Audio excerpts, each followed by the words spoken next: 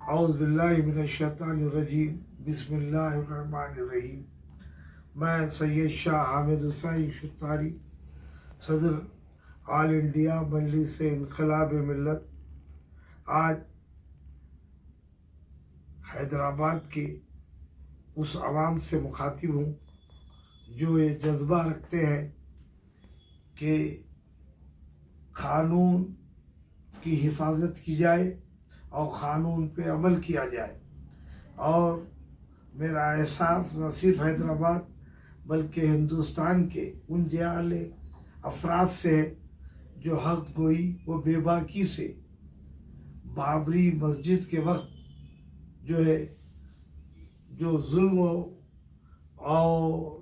جبر کے خلاف انہوں نے جو جدوجہد کی، 6 دسمبر 1992 میں جن لوگوں نے یہ کوشش کی کہ بابری مسجد کی شہادت نہ ہو، اور اس کے بعد ان کے ساتھ جس قسم کا سلوک کیا گیا وہ تاریخ کا ایک زرین باب ہے۔ لیکن افسوس یہ ہے کہ جمہوری ملک ہونے کا ہم دعویٰ کرتے ہیں اور کانسٹیٹیوشن آف انڈیا کی بات کرتے ہیں سبھی،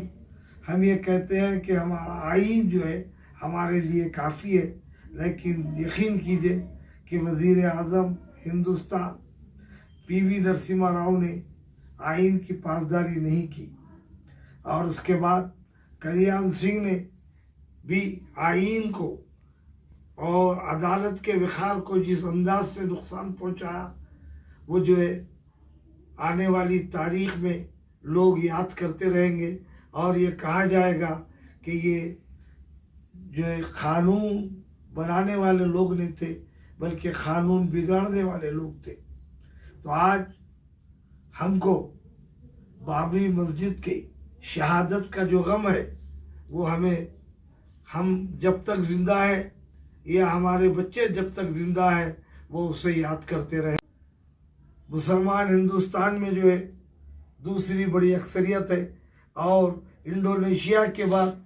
اگر کوئی کسی دنیا کے ملک میں اگر مسلمان بستے ہیں تو وہ ہندوستان میں بستے ہیں۔ ہمیں جرأت سے کام لینے کی ضرورت ہے، ہمیں حوصلوں سے کام لینے کی ضرورت ہے، ہمیں اللہ اور اس کے رسول پہ بھروسہ کرنے کی ضرورت ہے۔ زندگی اور موت کا ایک وقت معین ہے، اور ہم کو موت سے ڈرنے کی ضرورت نہیں ہے۔ اگر ہم مقابلے کے سلسلے میں تیار نہیں ہوتے تو آپ کو یہ حکم ہے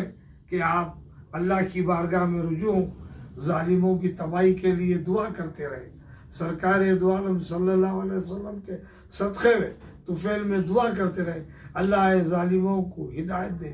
اور اگر یہ ہدایت نہیں پاتے ہیں تو انہیں نیست و نابود کر دے۔ لیکن ہم دعا بھی نہیں کرتے ہیں، ہم جو ہے حق گوئی بھی نہیں کرتے ہیں، ہم حق پرستوں کے بھی ساتھ نہیں ہیں، تو آپ یقین کیجئے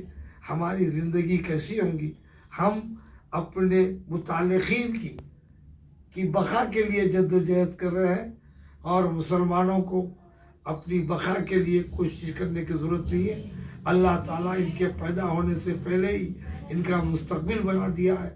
ان کے رزق کے دروازے کھول دیے گئے، ان کے علم کے دروازے کھول دیے گئے۔ اگر آپ کتاب اللہ و سنت رسول اللہ پہ عمل کریں گے تو ظالموں سے مقابلہ کرنے کے لیے ایمان کے استحکام کی ضرورت ہے۔ اگر ہمارا ایمان طاقتور ہے تو ہم کسی سے نہیں ڈریں گے، نہ ہم جو ہے جیلوں سے ڈر سکتے ہیں، نہ ہم جو ہے گھر کے گرفتاریوں سے ڈر سکتے ہیں، بلکہ ہم تو جو ہے آگے بڑھتے رہیں اور کوشش کرتے رہیں۔ وہ قومیں کم نہیں ہوتی بھٹک جانے سے شان کارواں، کم نہیں ہوتی بھٹک جانے سے شان کارواں۔ یہ تو منزل ہی کی قسمت ہے جو منزل دور ہے، ہم کو منزل پانے کے لیے اللہ پہ بھروسہ کرنے کی ضرورت ہے۔ مسلمان ہندوستان میں جو ہے دوسری بڑی اکثریت ہے، اور انڈونیشیا کے بعد اگر کوئی کسی دنیا کے ملک میں اگر مسلمان بستے ہیں تو وہ ہندوستان میں بستے ہیں۔ ہمیں جرأت سے کام لینے کی ضرورت ہے، ہمیں حوصلوں سے کام لینے کی ضرورت ہے، ہمیں اللہ اور اس کے رسول پہ بھروسہ کرنے کی ضرورت ہے۔ زندگی اور موت کا ایک وقت معین ہے، اور ہم کو موت سے کل جو ہے میں خصوصاً عوام اور نوجوانوں سے درخواست کرتا ہوں کہ زور سے اثر کے درمیان وہ جو ہے مساجد میں اللہ تعالیٰ سے دعا کریں، روڈوں پر نکل کے کسی قسم کا احتجاج نہ کریں، اور جو ہے ہم کو یہ سیاہ دن منانا ہے، اور یہ اس میں نہ صرف جمہوریت کا قتل ہوا ہے بلکہ ہندوستان کے دستور کی بے حرمتی کی گئی ہے اور اس کی توہین کی گئی ہے۔ اس لیے ہم اور ہماری جماعت اسے سیاہ دن سمجھتی ہے، اور خصوصاً تلنگانہ کے قیام کے بعد یہ 8 مسجدیں جو شہید کی گئی ہے، جو عاشور خانے شہید کیے گئے ہیں، ہم جو ہے تلنگانہ فارمیشن کے دن بھی ہم اسے سیاہ دن تصور کرتے ہیں، اور ہم اسے جو ہے سیاہ دن کا احساس پیش نظر رکھیں گے اور اسے سیاہ دن کی حیثیت سے یاد کریں گے۔